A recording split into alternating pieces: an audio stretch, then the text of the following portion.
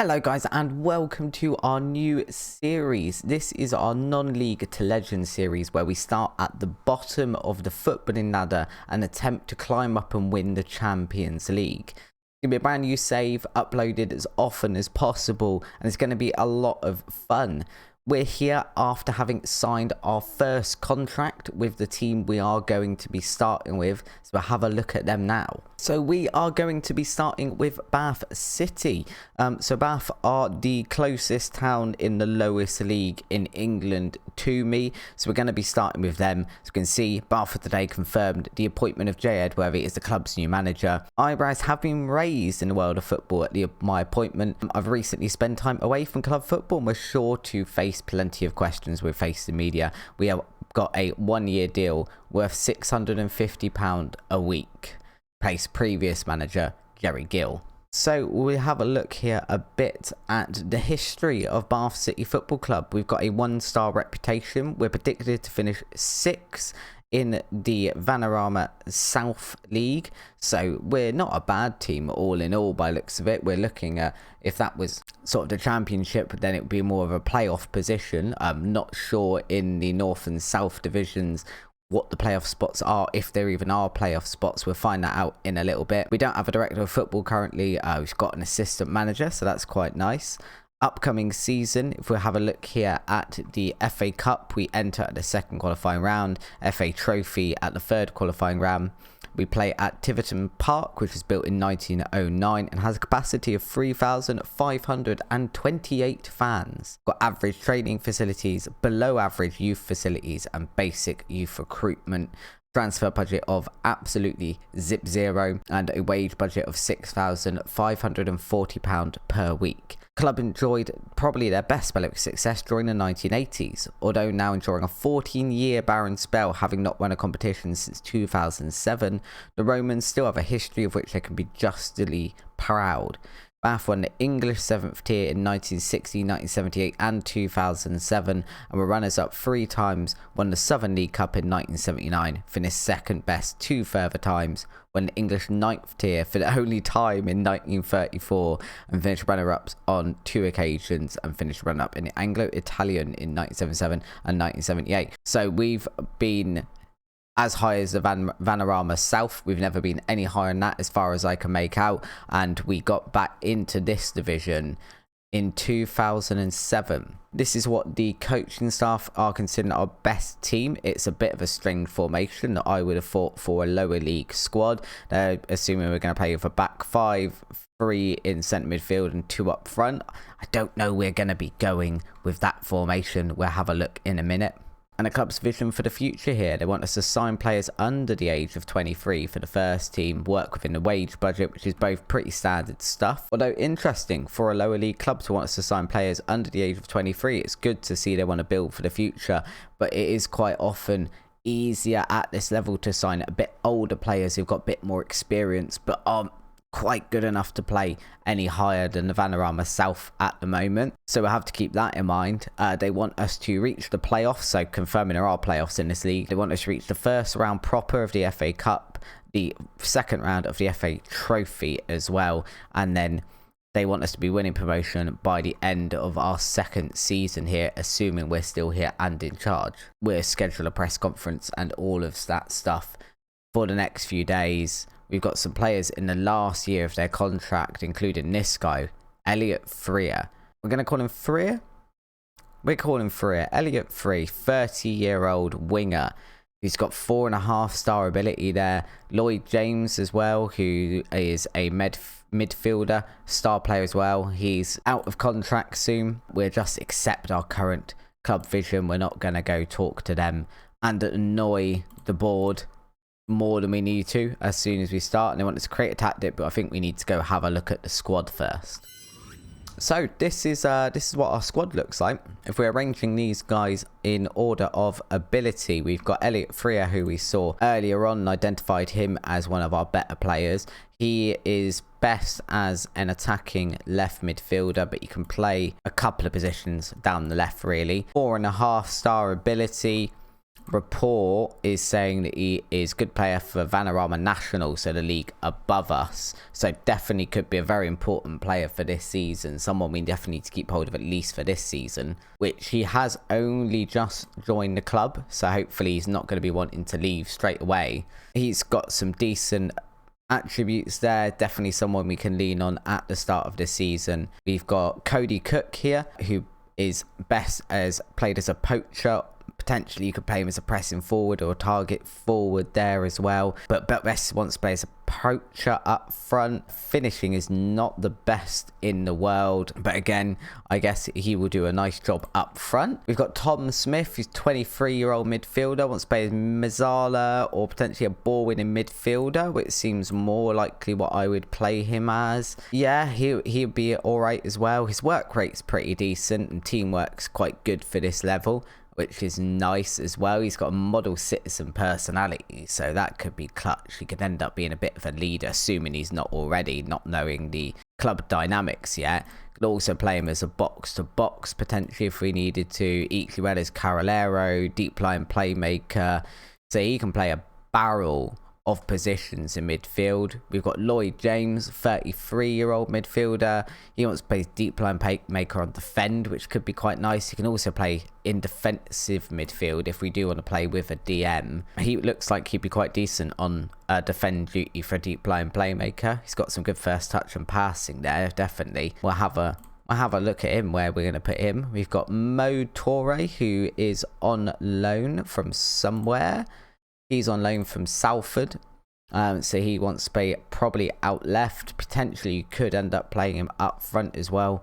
Wants to play as a target forward. He's 182 centimeters tall. Yeah, I would argue though, as a target forward, maybe not the best heading in the world, but perhaps FM22 doesn't necessarily look at that as a key attribute anymore for a target forward. Obviously before heading, I would imagine would have been one of them, but maybe not in this game.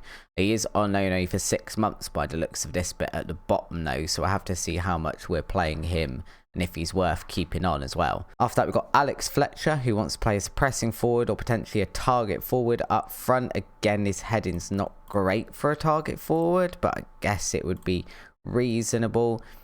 He's got pretty decent pace and 18 natural fitness, 14 determination and 18 work rate. So 22 years old, Alex Fletcher could be someone we try and build the team around. Did sign him last season. He only played 1 game for us, so he's definitely worth us having a proper look at and deciding if it's someone we want to have as a key starter or not. We've got Joe Rains as well. He can play as a right back. He can play in midfield or pretty much anywhere on the right side, but I'd say he's probably best as a right back, maybe a right midfielder, but he's natural as a right back, so that would be pretty useful for us, is to look at his attributes there. Jack Batten is a centre back, 25 years old. Fairly decent heading, I guess, as well. Decent marking and tackling for this level. So he's definitely someone we could have a look at. He's been playing at Bath since 2015-16 season. He came to us on loan. He's played pretty regularly, although I do wonder why he played 42 games that season, and then 2019-20 season he didn't play 1 game, and he only played 12 last season as well. Got Ben Gehring, who's another centre back, 15 heading. Oh, there's our set piece centre back there. We are going to be targeting this guy on corners. Jumping reach of 16 as well. Ben Gehring, I am expecting you to be scoring some goals on corners for us and keeping them out the other end as well. Then got Ryan Clark, 39 years old, English goalkeeper. Looks alright for this level. How long has he been with Bath? He's been with us 4 years. Used to play for Torquay, Oxford, Bristol Rovers. Fair few clubs there as well. Again, doesn't appear to have played a huge amount of games for us last season.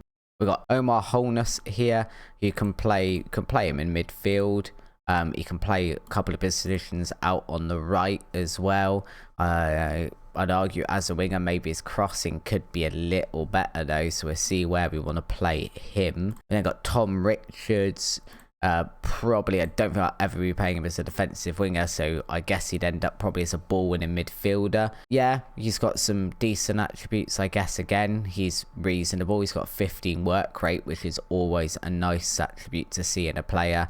Got Eddie Jones, who's another right back. There's a look at him. He's been with Bath. He just signed with Bath this season, plying his trade at Chippenham in our league last season and Oxford City for the 3 seasons before that. So he's been in the Vanarama South League for a little bit now. We've also got Dan Ball here, who's our left back. He's been around for a little bit. He went out for 1 season on loan to Tiverton, which is a bit of an interesting one. But I think he's the first left back we've seen. So at this point, this puts him as first choice left back. He's fairly professional as his personality, so we'll take that. We've got Ryan Harley here. He wants to play as a deep line playmaker. He is 36 and wanted by Kidderminster. I'd argue though, I'd assume, are we selling him because he's 36? I mean, he's been at Bath for 2 seasons and he hasn't played a lot.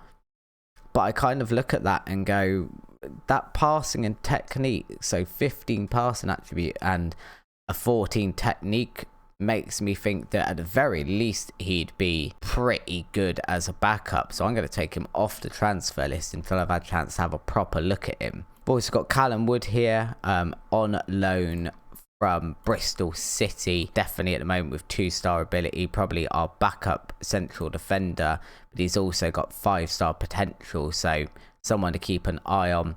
Will Fuller, who just signed for us, he's 2-star, very much a backup goalkeeper. I'm not sure what we've got in the way of an under 23s and under 18 squad. That is all we've got outside of the first team squad. Marty Francois there, Australian, potentially a good right winger to have, if only because, there we go, because of his potential there. Is really good.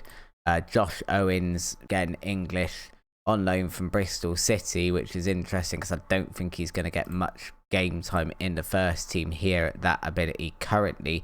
Definitely more one for the future rather than a loanee for this season. And we've got Harley Wilkinson, who is loan listed, is one of ours. It's the first time he's in the game, so it could be a regen, could be a real person, not really sure. Again, he could grow into something semi-decent. Right now, probably not going to be getting too near the first team. So with that, what should we have as a tactic? So in terms of a formation, I've gone with this, which is a 4-2-4. It's a custom built one that's not built on a preset or anything. It's kind of looking at what we've got at the squad. So for that, it would be Clark in goal. We've then got the back 4 of Bell, Gehring, Batten and Rains. I've got Bell and Rains on either side as wing backs. We've got Lloyd James there as a deep line playmaker on defend, and Smith as a ball winning midfielder. Hopefully with both of them being defensive, we allow them to slot back and get in those tackles, and our wing backs can run forward and have a little bit more freedom. We've got Freer and Marty Francois over on the opposite side, both as wingers. Now the reason I've gone with Francois, even though there are potentially better players, is he is on loan but he has really good potential, and we don't have a lot of people over there that we can use Rains, but I want to use him as the right back. Fletcher goes up front. We've then got Holness, who could potentially play there, and we've got Freer, but Freer wants to play on the opposite side. So I just think potentially Francois, decent pace, decent room to grow, possibly the better person to put there. And then we have got Holness, but he really wants to play more as a right midfielder rather than a winger. And I think he's a bit more useful for just depth in centre midfield rather than out on that wing. And then up front, we've got Fletcher as a target forward and Cook as a pressing forward. Now, again, Cook wants to play as a poacher, but I just think in this situation, if you've got some bigger balls, because it's non-league football, so there's going to be some big balls forward, over to Fletcher to nod down. You want Cook pressing those lines. I don't want him sort of just milling about waiting to tap one in. I want him really pressing the defence. And then tactics wise, we've passed into space and hitting early crosses for those two strikers up front.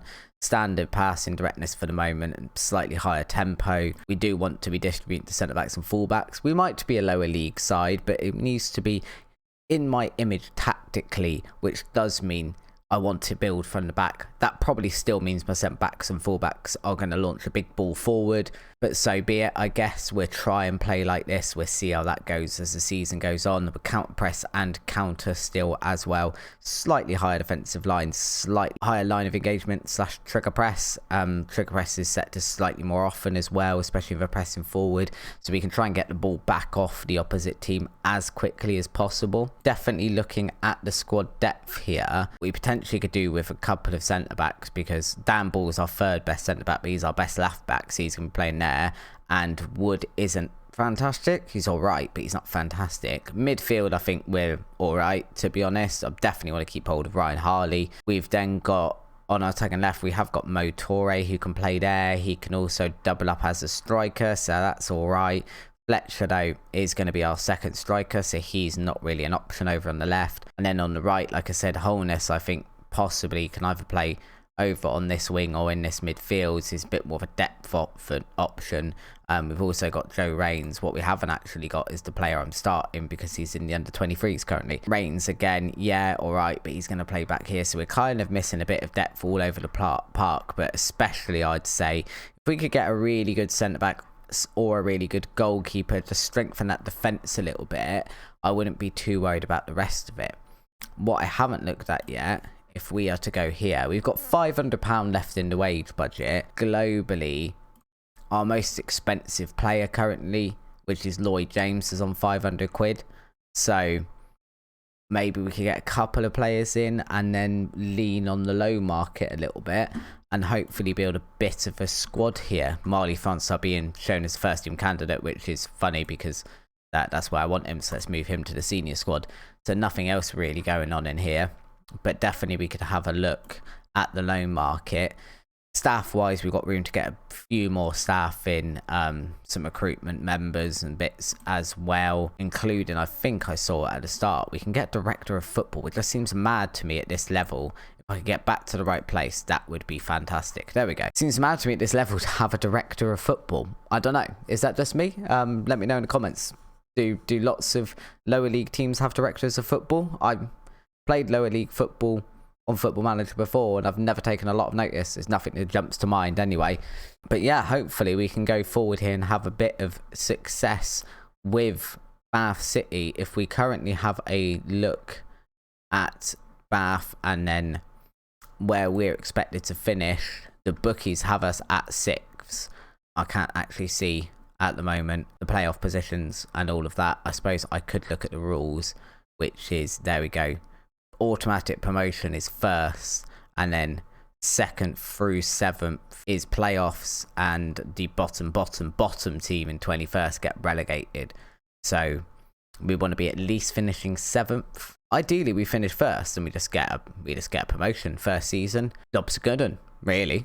Now we've gone through the Bath City bits though, a little bit of housekeeping and stuff. The rules for non-league to legend I have put down in the description. If you are excited for the save, it is a perfect time to subscribe. This one in particular could end up being a pretty long one. I don't think we're going to be winning the Champions League this year with Bath City. It's going to be a few years before we get up to that level, both ourselves and with the club we're at, to win the Champions League. Perfect time to subscribe. If you enjoy the content and you want to see this series, hit the notification bell after you subscribed, and YouTube will let you know every time we upload, and you can follow along with the series. Equally, drop us a comment, let us know if you are a Bath City fan. Especially let me know who you think is good at the club. If I'm playing an absolutely atrocious formation compared to real life, if whatever manager Bath City currently have would be beating me with a big wooden stick because I've just taken Ryan Harley, was it? Can't remember his name. Apologies if you happen to watch the video. If I've taken him off the transfer list, would I be being chased by the chairman with a big giant stick because he's broke his legs 4 times last season and has made a Weetabix, and that's why they're getting rid of him? I don't know these things. I don't know too much about Bath City. It is the closest town to me, but it's still a fair while away. It's just the lowest league one that is closest to my house. I'm an Exeter City supporter, so that's quite close to me. That's substantially far away from Bath, really, but it's the closest place I could get, so it's what we're going with. If you have enjoyed the episode, though, guys, like I said, please do drop a like down it. If you subscribe and support the channel, it would be very, very much appreciated. I'm super excited to get on with this save. I'll bring the second episode back, hopefully, when we hit the first game of the season, which actually, who is our first game of the season against? It is against Farnborough and... oh, why are these names? Farnborough and Billericay are our first two matches. No, they're not. Farnborough is a friendly. It's Billericay and Tonbridge are our two first matches. One at home, one away. So that'll be quite a nice start to the season. If you're excited, like I said, interact with the video. Let me know. Until then, guys, we'll see you soon. I'll be back with the second episode once we hit those games. Hopefully, some transfers in hand and a slightly improved squad. Until next time, though, guys, hit the icon with my channel badge to subscribe and have a look at this episode next.